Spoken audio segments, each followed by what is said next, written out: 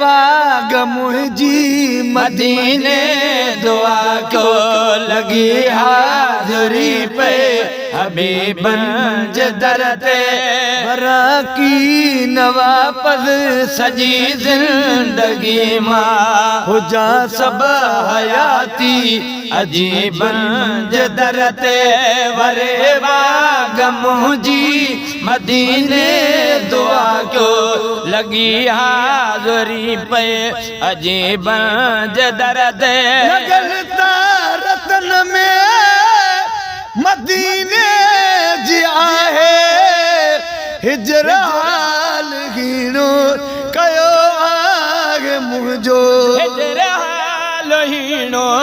कयो आहे मुझो नकी ख्याल आबियो नकी मर्ज़ो आबियो नकी ख्याल आबियो नकी मर्ज़ो आबियो अजायो न रोलो तबीबन जे दर ते वरे वाग मुझी मदीने दुआ को लगी हाज़री पे हबीबन जे दर ते सुहावी रहो कुलते कया जान आजी बनी गिर सखामा कया जान आजी बनी गिर सखामा कितने फदे जो फिक्र वाहे जाते न फितने फदे जो फिक्र वाहे जाते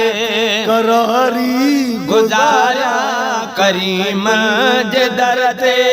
वरे वाग मुझी मदीने दुआ को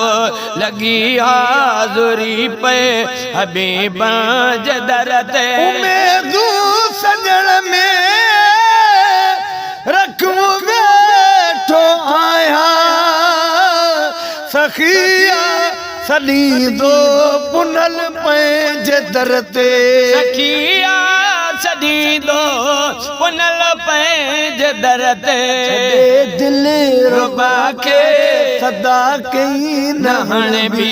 छॾे दिल रुबा के सदा की नहण भी दुनिया जे मशीर वज़ीर जे दर ते वरे वाग मुझी मदीने दुआ को लगी हाज़री पे हबीबन जे दर ते निमाणा नजम शल वरन भागड़ा पिरी जे शहर जो थिया मारहकू पिरी जे शहर जो थिया मारहकू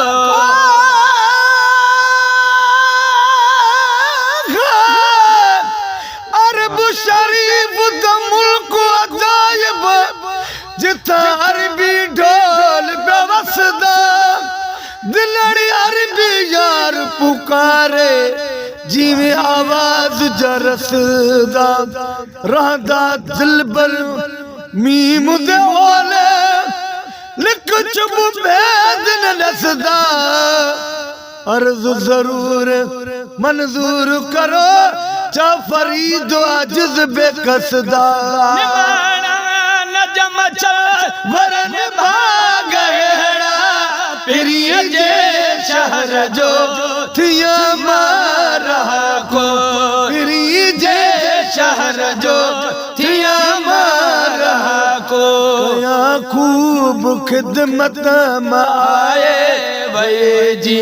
कया खूब खिदमत में आए वे जी गुलामी अता थे घनी जे दर ते वरे वाग मुझी मदीने दुआ को लगे हाज़री पे हबीबन जे दर ते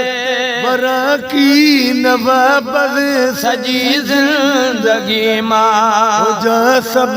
हयाती अजीबन जे दर ते